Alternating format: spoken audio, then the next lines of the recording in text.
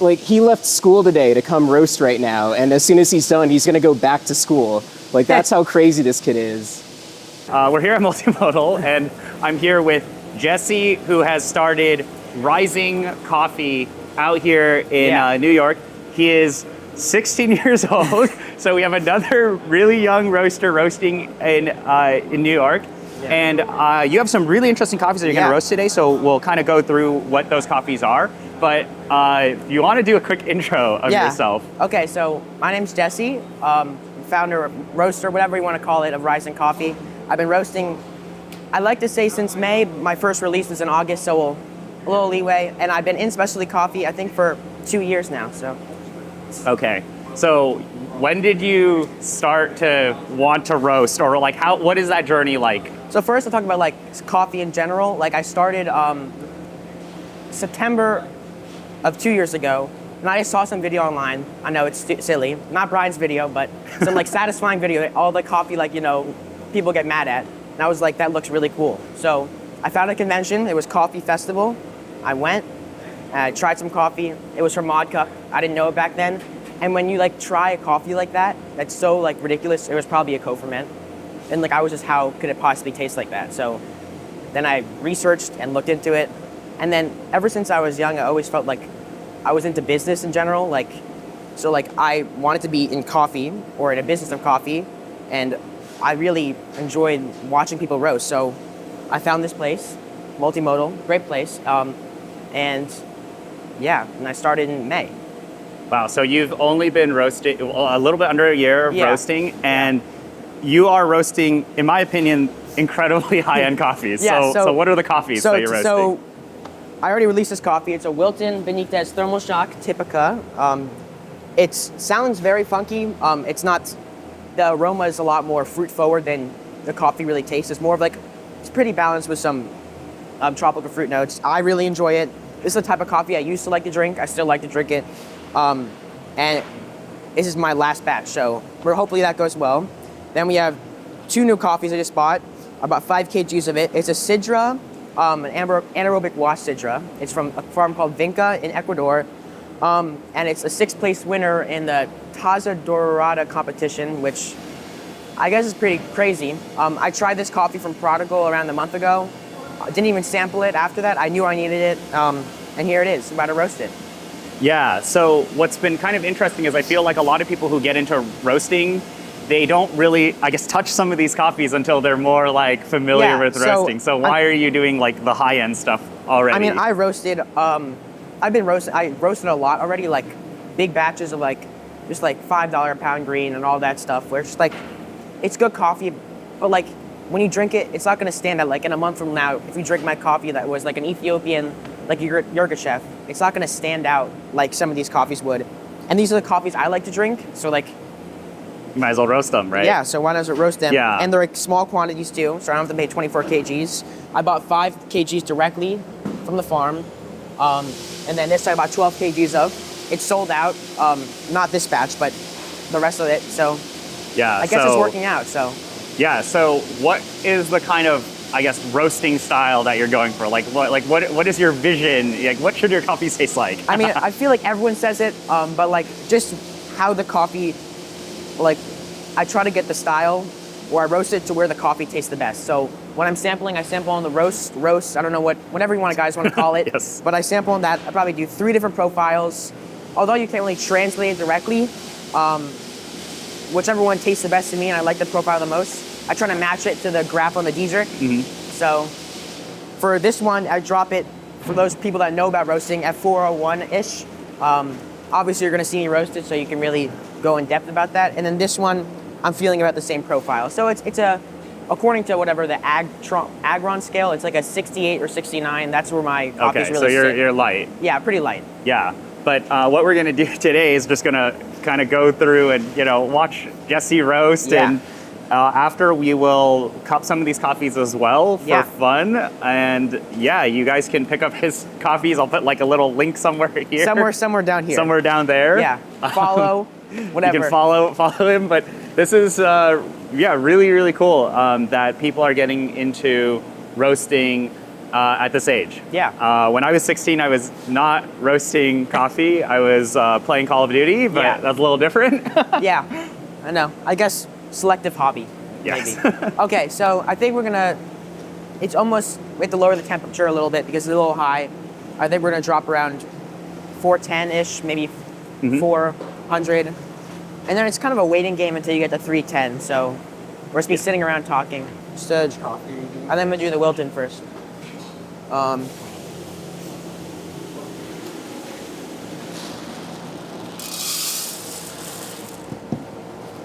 All good? Okay. So I think we should drop it. I think 400 is a drop. Which one? Thermal shock. 5 pounds? Yep. No, more than 6.1. 6.4. Pulling up his curves. Okay, so now we're doing, pre-roast, but also like BBP, which is between batch protocol. Even though it's not between batches, we do the same thing every time.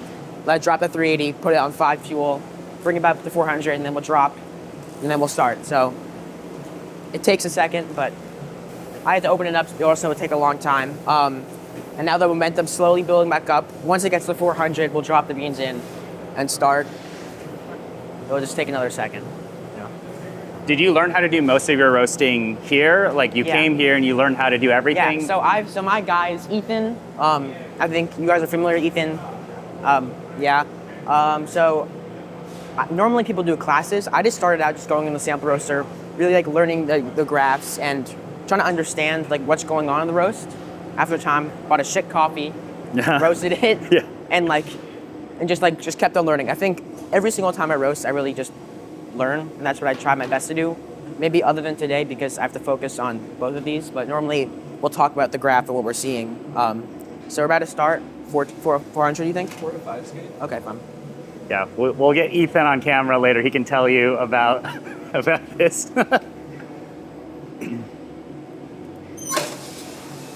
There you go. Okay, so What's your charge time? I charged him 405. Oh, shit. Already messed up. See, it's okay. So It's okay.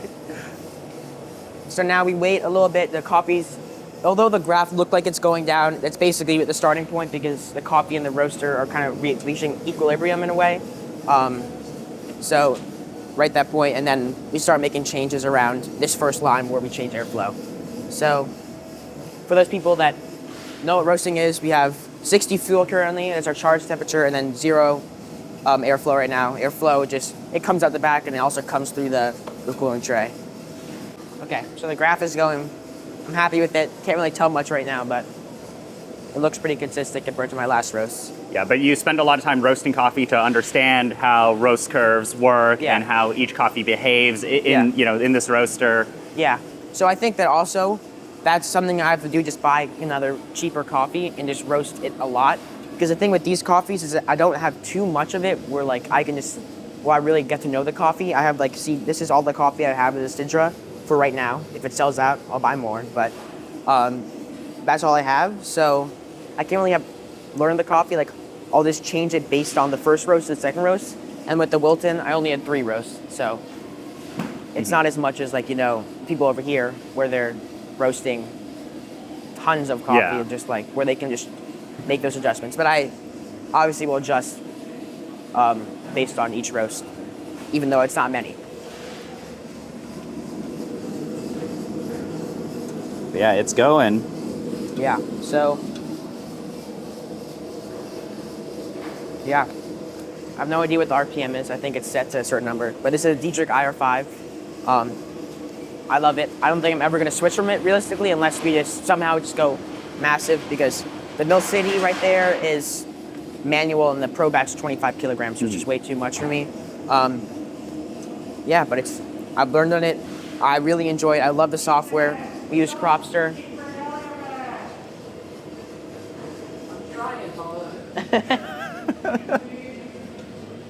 He's doing work, and we'll get him.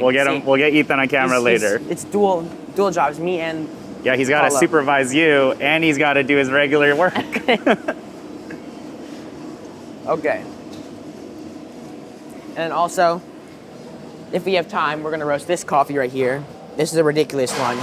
$84 a kilogram, $44 a pound. I mean, $82, $42 a pound.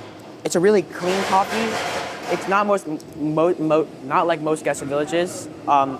It's just very flat, clean, and it's like a lot of nectarine, a lot of jasmine. So I brought a sample for us to cup, but if we can get to it, we're gonna roast this coffee. Yeah. So this one is sick. I really enjoy it. Okay, first change is now. Just keep in mind, it's gonna roast a little bit slower because you've got more coffee in there than your reference. Okay, so I think the airflow changes will be the same, but Yeah, so Ethan, you can kind of go who off of the same does temperatures a lot of the for, stuff here your for gas production, chambers, but making just keep in sure mind it's not gonna be the same everything time. is Okay, yeah, working. yeah. He So, also just look at development time. Look at supervises development time, some of the look at newer overall roasters, time, especially and younger then you just kind of roasters, gotta if you've figure out, seen a good in in-between some of the for previous both. videos. okay, cool. Thank you. But yeah, we're in a production space. So we're almost at the point where we're going to start making a lot of changes. That's around 300, 310. So then I'm going to try to concentrate and really do this well. But for the graph right here, because we're doing a bigger batch than normal, it's a little off. I'm not concerned about that because it's just a bigger batch size, which means it needs more momentum and energy to roast it. Yeah. On track. We're just making adjustments. Yeah, I think we'll come back when we're around first crack and I'll explain that and then let me drop, but still need to concentrate. So. Yep, but this is a nice drum roaster, so Yeah, a little bit of convection, but it's fine. yeah, so the roasts do take a little bit longer, but I think there's always this really nice characteristic sweetness from a lot of these drum roasters. But yeah, Jesse's here, he's concentrating, doing some roasting. Ethan's making sure that he's doing the right stuff, supervising, and then we're gonna have some really nice coffee. Yep. All adjustments are done. Now we're rolling it first crack around 20 fuel, 50 air. For this coffee, the first time I didn't adjust the air more than 50, so that's how I'm keeping it, trying to be consistent. And now listening for first crack, looking at the ROR to see if it spikes for first crack, and then once that happens, we're in development and I'm gonna pull the coffee when I reach a desired temperature or color, smell, all that. So we reach first crack, because it spiked in the ROR. You can hear it popping now. So just gonna be letting it roast or develop, I should say, and me dropping it. Down 5. Why do we do that? Because you're starting to flick up. Remember, Yeah. we've got more coffee in there, so your curve's not going to be the same. Right? Okay. So we're going to need like a bit more energy to kind of get you to the development that we're looking for. Okay.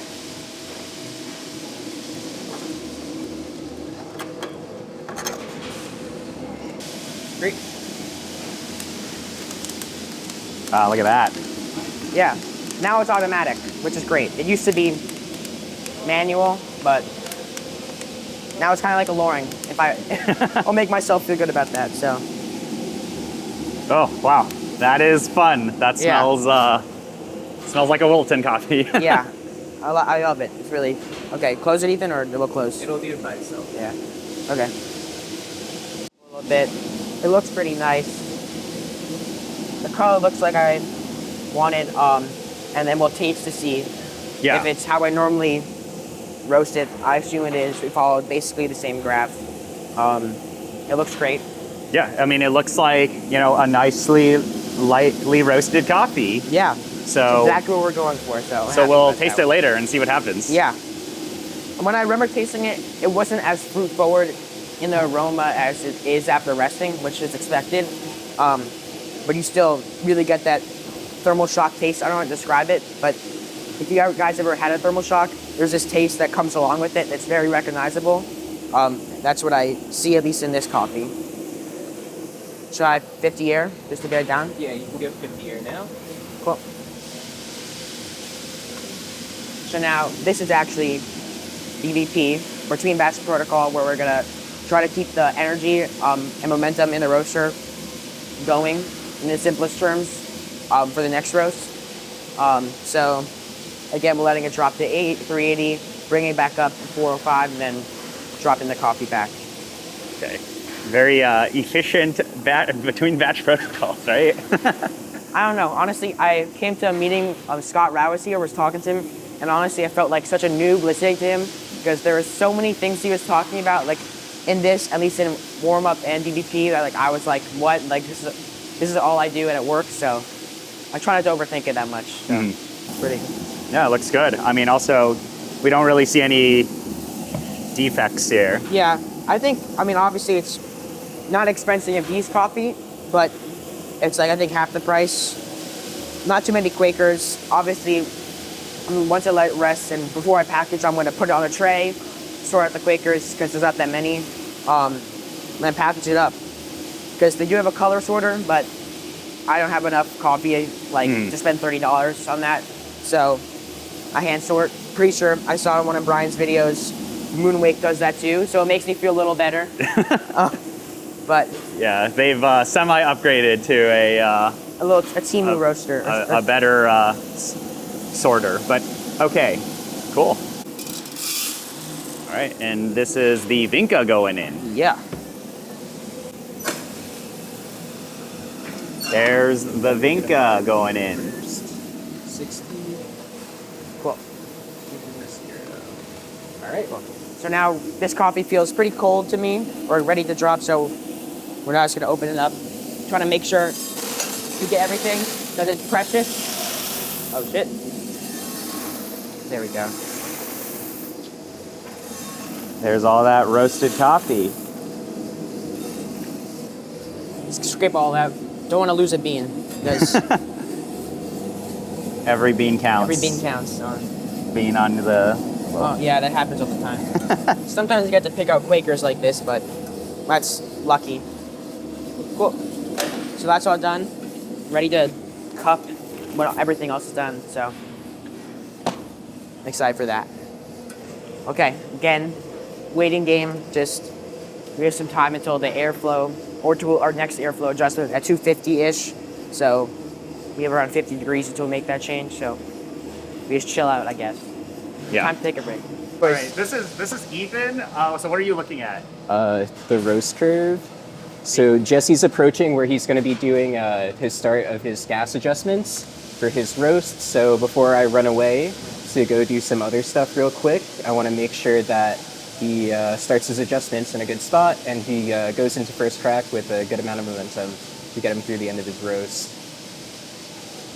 Like, have you been observing him roast like since the beginning? Yeah, I'd say I've been working with Jesse. How many sessions do you think we've done together? Maybe like 4 or 5 at this point? I think we've done probably 5 on this and like probably 5 on the roast. Yeah, on the roast, and then we also cup together a lot. Yeah. All of his coffees. You're training the next generation. Yeah, kind of. Because, I mean, I've got 2 like teenagers that I roast with maybe like once a month, twice a month. And it's kind of crazy. Because when I was there, yeah, like you were saying earlier, like I was just like gaming and like doing athletics, stuff like that. I wasn't smart enough to start my own business, especially something as complex as organizing coffee buying, roasting, selling, doing pop-ups. Like these kids are kind of crazy. Yeah, anyone located in New York City, Drip, NYC, Varick Street on the 23rd. So Like he left school today to come roast right now, and as soon as he's done, he's gonna go back to school. Like that's how crazy this kid is. He's doing his small business during school hours, Right? yeah, I told Mom it was a doctor's appointment. It's not really.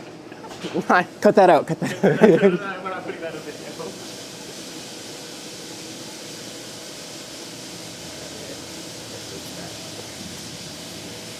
An ROR of like 3 and 2, really. So Ethan's You've got been maybe, supervising him 20 for more degrees for your the gas changes. past few roasts, and that's just Yeah. part of a lot of So roasting between 3 at and 2. multimodals. You get this sort Okay. of mentorship, right? He knows how to roast coffee. Okay. It's okay if it's higher than but that. what's been super for this interesting is, machine. as Ethan mentioned, Should be fine. Jesse's Yeah. young, And your, right? your Like when momentum I was looks 16, I very wasn't stable thinking about starting a so far. business, roasting coffee, or remember, any I sort of wouldn't business do a at all, gas and running change any pop-ups, later doing an than, online shop, and so on and so 372 forth. before Okay. And Yeah, I it's think that's super my last cool one. that I'll do this it to is 20 and then- the next generation of coffee roaster. Getting the Vinka out now. Oop. Okay, a little more development than the Wilton, which it's okay. I guess maybe we'll adjust it. Well, we gotta again. taste it, right? Yeah, maybe. I feel like most of the time I roast it a little later, just coffees in general, and then I really kind of like the little bit more developed one, like 2% more. I feel like the coffee's aromas just really come out in that. So I probably will be happy with this. I guess we'll see. Yeah, well, you know, it's all learning. Yeah, and you gotta remember, everything's in context. Every coffee is different. Every development's different. Even if it develops for the same amount of time to like the same end temperature and everything like that, because it's a different varietal, it's a different coffee. Like your color is gonna look a bit different. So don't sweat it if it just looks physically a bit darker.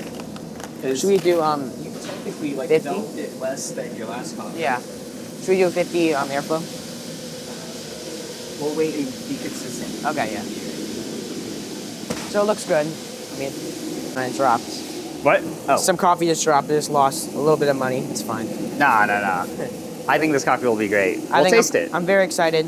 There was a natural. I mean, I feel like I'm not a big funk guy. Like co-ferments now make me gag, which is kind of crazy to say because I used to love them. But anaerobic, I guess you kind of get a little bit of funkiness from that, but I really enjoy a good wash process coffee. This specific coffee is very clean. Yes. I mean, this is still a wash coffee, but Vinka does really great work. So I think this coffee that you have here is going to taste really good. You know, we'll cup it and we can see what it's like. But I'm looking at it. I think it looks fine, and we'll taste it. Fine. Oh, okay. No, it looks good. I'm It looks kidding. fine. Yeah. You don't need to worry about it. I'm not worried. I'm happy with it. I'm happy. Honestly, my best looking roast was like some Ethiopian that I like roasted probably to 4 or 5, and it wasn't great. So I'm trying not to sweat it. You know, I would say trust the taste. Visuals don't say everything. Yeah. I mean, that's one of the hardest parts about roasting is like we don't even know if this product is going to be good until at least a couple of days after roast, right? Yeah. Yeah. Maybe I just lost a lot of money. We'll see. No, Probably no, not. no. No. No. I'm not worried. This coffee is really good. When I tried it, it was amazing. But So it's going to taste even better because you roasted it. yeah, I roasted it And this is myself. a production roast, right? So it's going to taste great. Yeah. I mean, that's light. Yeah. I mean, like, test it. it's light. We'll test it probably. I mean, normally you can't really tell it unless you grind some, but if you whole bean, we get a rough estimate of how light or dark it is. All right, so we got Vinka batch 1, and then he just put in the second batch of Vinka.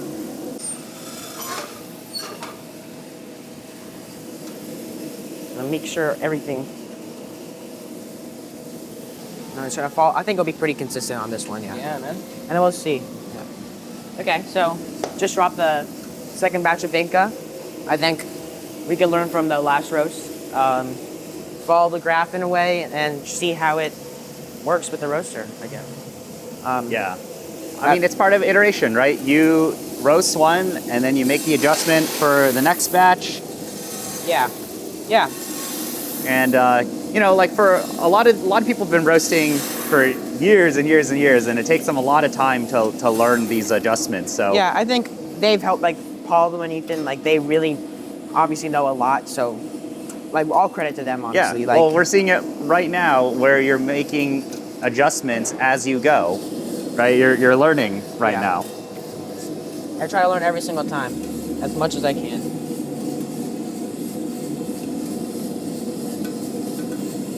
Cool. This is Vinka number 1. It smells good. Yeah. Looks good. I have a Wilton that we'll compare that I roasted a couple weeks ago. And it's over there on my shelf. I'll get it when we cup it. But that one is like the final product and it's really good. So we're slightly hotter, and that's just because we went to peak gas a bit earlier than So we did our then- last roast. Change airflow a little earlier then? Or You could do your first airflow change at 250. I would actually recommend doing your second airflow change no later than like 340. yeah, okay. That's what I messed. I think I messed up on that. Honestly, gotta admit I forgot. Yeah, you're only roasting a coffee for your first time while also being filmed, while also doing all this and that. It's Yeah. alright, man. What would I change? Just like a little conduction, I guess. It'll just help you control your ROR a bit better. Yeah. And help pull any like smokiness that might Yeah. So what are you doing different between this one and the first batch? I mean, it's a little hotter, the roaster. They're a little hotter, the roaster. The graph is a little over, but I think the only thing really going to change that much is we're going to adjust the airflow a little earlier. I mean, airflow to 100 a little earlier. Last time, honestly, I did it a little too late at 370. We're going to try to get it done at 340 right now, which I guess will help with the smokiness in the coffee. So I think this one will probably definitely be a better batch because it's the second one, but we'll see. Where is that just? Also, this is your first time roasting this coffee on this roaster. Yeah. So It smells pretty good. I'm smelling Yeah. it. Oh my. I guess, I mean, it's probably just a little hotter, that's all. Still will take a little quicker. Yeah, it's slightly hotter because, like I said, your last roast we waited about 10 seconds before we hit our peak gas. Yeah. Whereas this one we did it immediately. Yeah. So obviously this is gonna roast a bit faster. I guess we're just roasting, coming up kind of on first crack, just making adjustments. It'll be done in probably 3 minutes. Now we're gonna let it roll into first crack around 20 fuel, 100 air. Kind of the same thing as last time. I think, is it popping? Yeah, cool. Now we're developing the... I think with this one I'm gonna try, let's keep it pretty similar, development percentage and time, just to not have to like choose one coffee over the other. I think it looked pretty great, smelling pretty great, so I think I'll be happy with it. What was the last development? So your DTR last time was 12.1%. Yeah. Okay. And then that's I went to 109 last time. Yeah. Yep. Cool. So all of your info will be up there for you. Okay.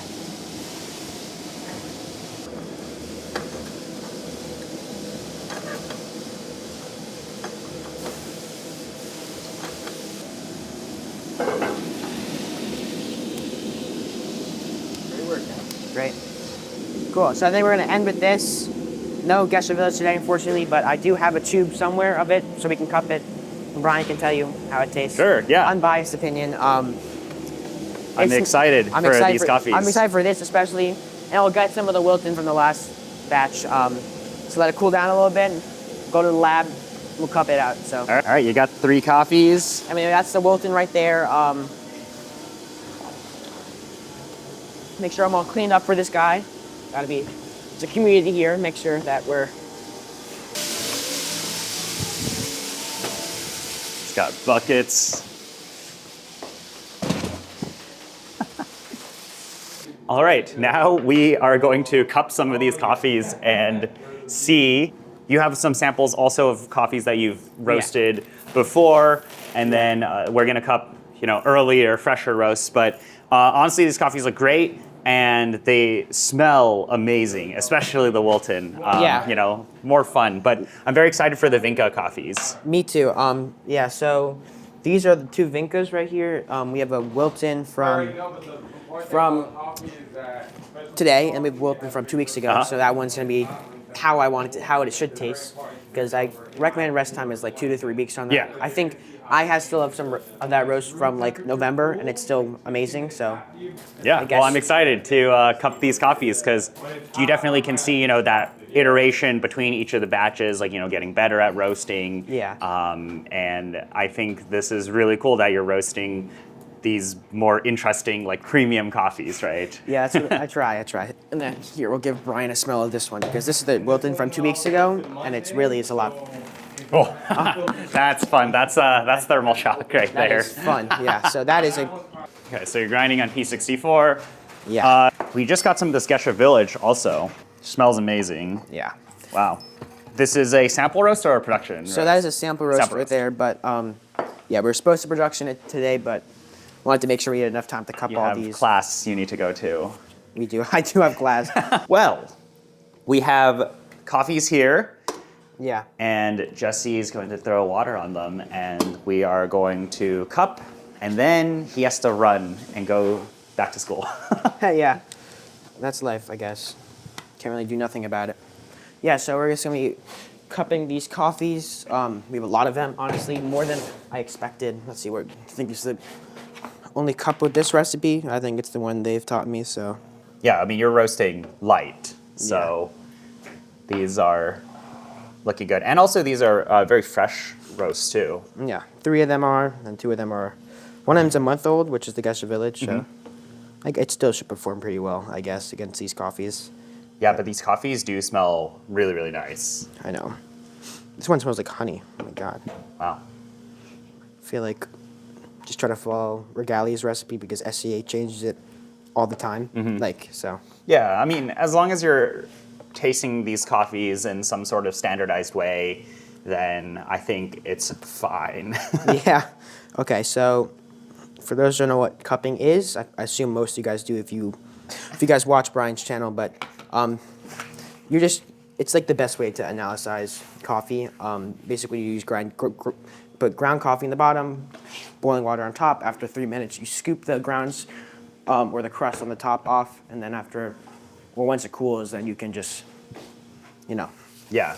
Taste you it? can taste and see how the coffees perform. But already I'm smelling, there's so much stuff happening here. Yeah. Right? Like, obviously you have some thermal shock coffees here. There's a natural Gesha Village, or? It is a natural Gesha Village. Yeah. I was gonna go with the honey, but for you guys that know Substance in Paris, I think, so he's a big Gesha Village buyer, so I was talking to him, he was like, honey's the best Gesha Village I've ever had was a honey, but the most consistent Gesha Village I've ever had, like purchasing, is naturals. So when I'm going out on a limb for this Gesha Village, because, I couldn't really buy that many samples, I guess. Yeah.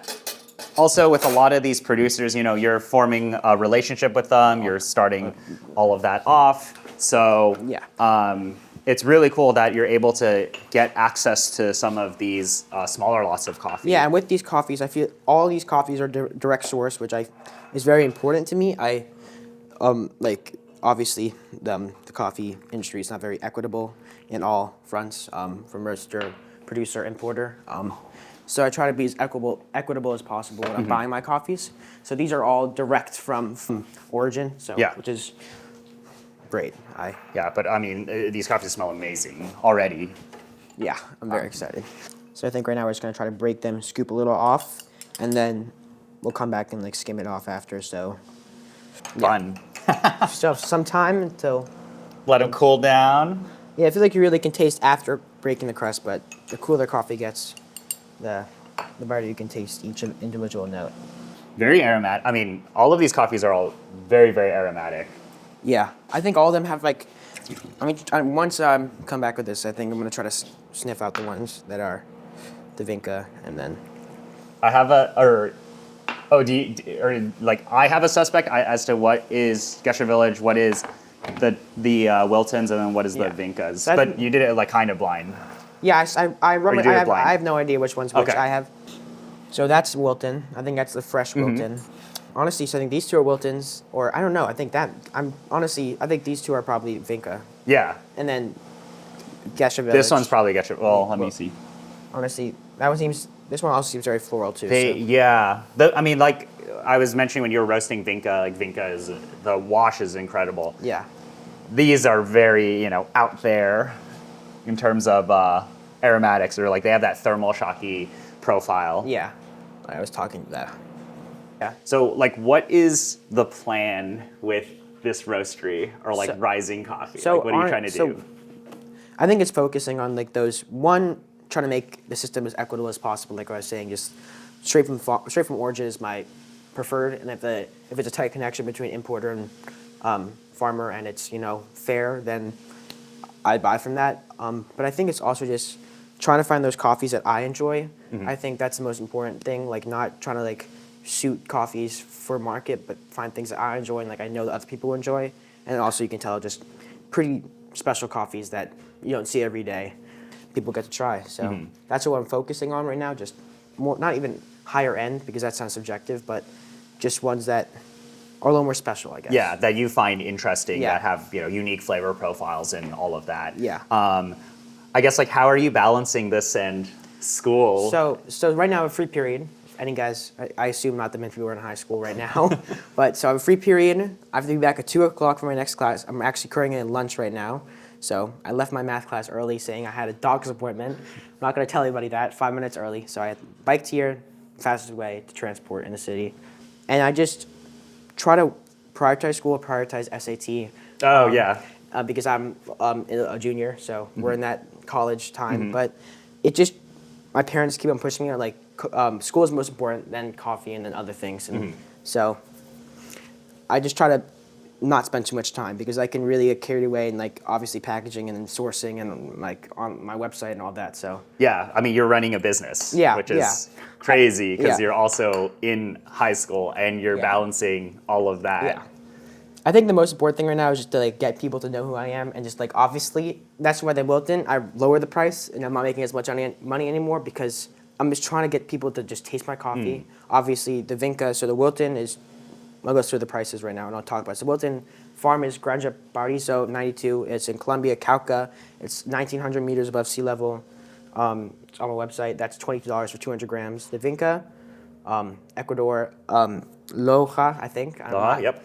I don't know how to pronounce it. I think it's 1660, 28 for 130 grams. In the Gesha village is a natural from Oma. I think that's the best region personally, but and it's like a varying altitude, and that's 32. I believe. Well, that's premium. Yeah, so like it goes up in price. So I don't know why I was pointing them because I have no idea which.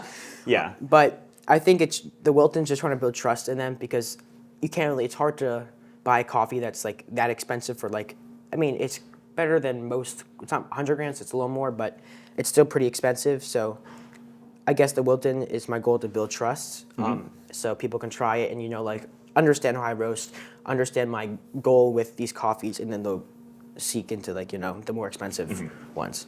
But these are pretty limited, honestly. I don't have so many of these left, so if you're seeing this and you are interested after we taste them, act fast because I have an event at Trip, like I was saying before, and they bought 42 bags. So. Yeah, wow.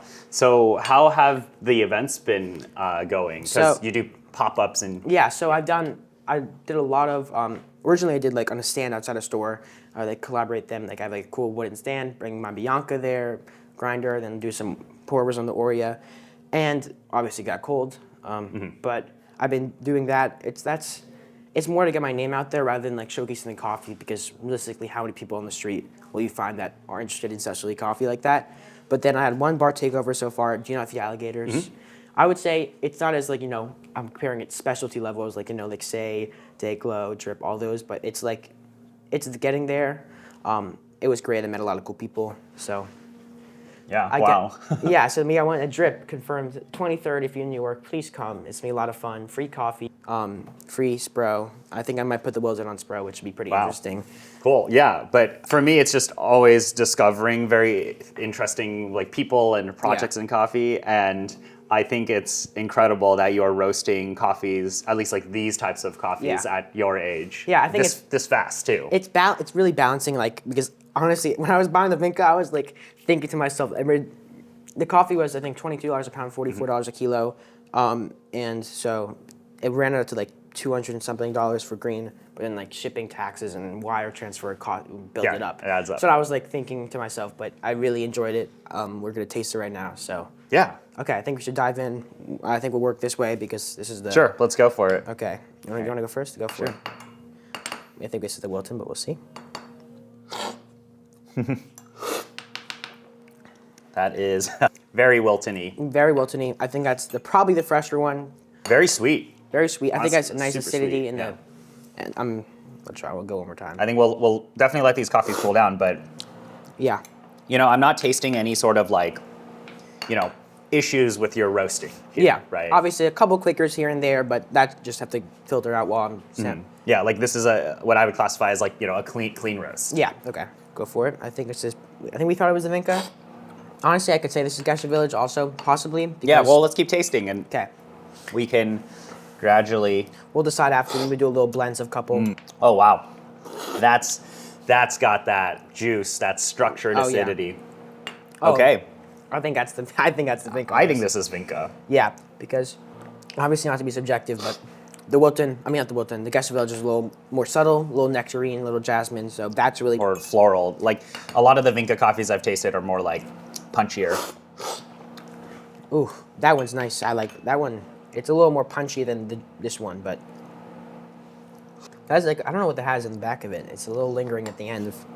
This is like my flavor profile, where I'm like, this has this crisp acidity with lots of sweetness in the back, and it's got so much layering, and it's very clean for a lot of this. Whatever this coffee is, Colombian, right? Ecuador, or Ethiopia. I think this is Vinka. I think this is second batch Vinka. That would be my guess right now. Yeah, because this one feels a little more. I think this is first batch Vinka. I think it's a little more smoky-ish because of the airflow change. It's still really good. Oh yeah, obviously. Yeah. I think I'm still gonna blend it together. I think we could obviously. Like a lot of people tasting this would be very happy with what this is. Like having had Vinka wash before, like you're checking most of the boxes like already of what is in this coffee. Yeah. And it's just like this is a stronger expression of it. Yeah. Okay. Shall we reveal, or should we keep on going? So I think we'll just go with this one first. I think Vinka is because that's our favorite. That's one. That's Vinka number. I don't know which one it's actually. I forgot which one it is. But it's Vinka, that is Vinka. And this should be GV? This is actually... Or Vinka? That's Wilton number 2. Or Wilton number 2, okay. Wow. So those two are Wiltons. This is Vinka number 2 like we thought. And this is GV, okay. Wow, I guess. I brewed this yesterday with someone at Drip, and I guess that's surprising. I mean, it was a lot cleaner than that, but I think I might have over-extracted a little bit. Yeah, these two are Wiltons. This is, GV. That's exactly like, just like a little, I said some nectarine, I think, is like in the acidity, I think it's a little bit of. We've been tasting these coffees here. Wilton, Vinka, Gesha Village. Yeah. The Vinkas are really, really good. Yeah. Like these are really strong roasts, clean roasts, and the coffee is shining. I mean, this batch here, the second batch you did, it's just got such lovely structure of acidity, super sweet, very, very clean. And I'm not tasting, like, even in the one, see, I was telling you, like, this is what me and Ethan were saying, is like, even the one where you were like, oh, I think I messed up, right? That's just great. Yeah. It's like, you can tell that, I don't even think that this is necessarily, quote unquote, more developed or worse. It's just a different expression of this coffee. Yeah. Right? Because you're working with coffees that can be expressed in so many different ways. I like this profile a lot. It's just like super crispy acidity. This has a lot more of that. There's like a more pastry effect, a lot of sweetness going on in here with the acidity layered underneath. So like maybe you could blend the batches here. Maybe you can, I like to do this sometimes. We can go, I just go like this, and then when I'm trying it, I just go 2 scoops of each, I try to see. All right, let's do it. Or 1 scoop of each, whatever, so it's equal. It's fine for you. And then I can just try to see. Yeah, let's mix it up. I guess it's not really a blend, but I guess it's how I see it. Oh. It's close. No, it's nice. I mean, that's great.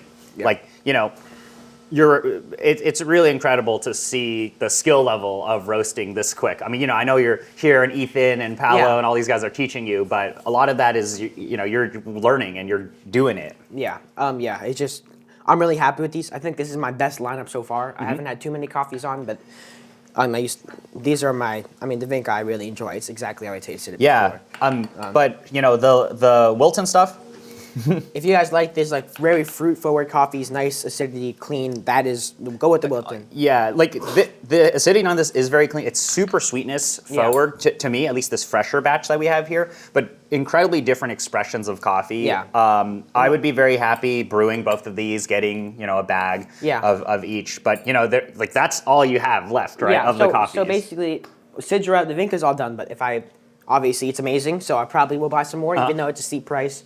But the farmers there, I forgot their name, they're so kind, so nice, they're great to work with. The Wilton, it's a little more of a commitment. I've heard from a lot of people that it's like a staple coffee you should have. And then I guess that will vary depending on, what I think. And then the Gesha Village, we're pretty limited to that. But, I think for a lot of people, I think they should try these coffees first, and then they can experience your roasting style, experience what you're going for. Yeah, I think just try. And then they can pay up for the Gesha Village later on. Yeah, I think honestly the Vinka I'm really enjoying. I think the Vinka, like if you handed me this coffee and you're like, this is roasted by a 16-year-old kid who just learned how to roast less than a year ago, I'd be very surprised. Yeah, that is amazing. I mean, let's see how much time we have. Maybe we can brew a little bit for a sec. I mean, if you're interested in. We can brew Vinka, sure. Let's brew Vinka. Why not? Okay. I let Brian brew. Sure. So we're gonna do some V60. What are we thinking? Yeah, we can do V60. Okay. Okay, we are now going to brew this before you have to run back to class. I know. I think I'll be fine. If not, then whatever. I'll take. Okay, but you're gonna blend the batches Yeah. between batch 1 and batch 2. So we'll get a good I think batch 1 is more sweetness forward. Batch 2 for sure has that like sparkly acidity and a lot of that layering. Yeah. Very red fruit leaning.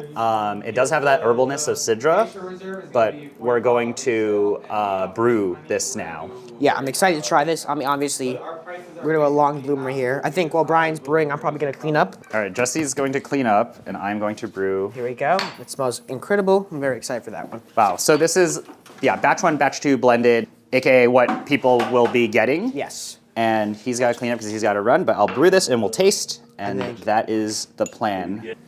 Wow. Yeah. Smells great. I think the kettles are 205. Yeah.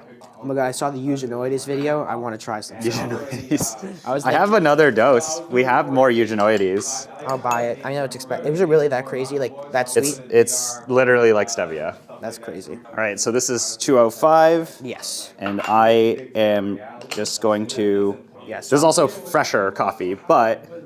Yes, so I'm going to step out for a sec while Brian's brewing so I can bring this stuff. Give it some agitation.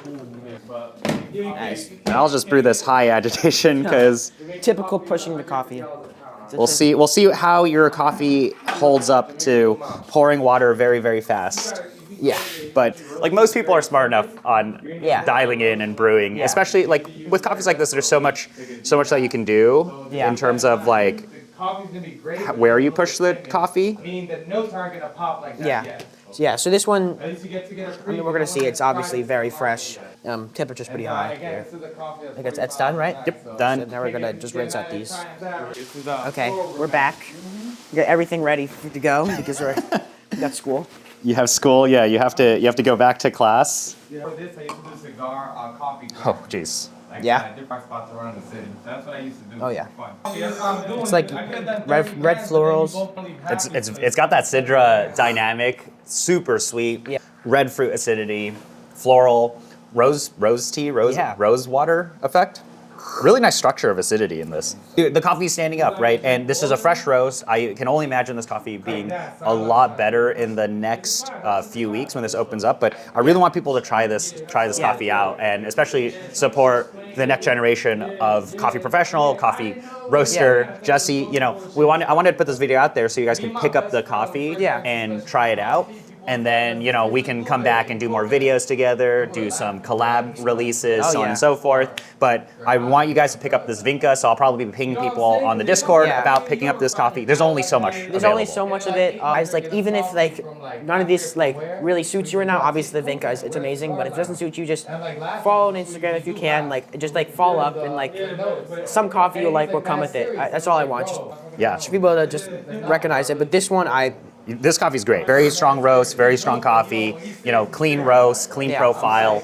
I really, really enjoy the presentation of this coffee. Yeah. So, but if you guys have any questions, let us know. But otherwise, check out Jesse. And thank you so much for roasting the coffee and being on camera and showing off this stuff. But definitely want to show what is going on in the next gen of coffee. Crazy. hopefully we'll follow up soon, with all this. Okay. See you guys. See ya.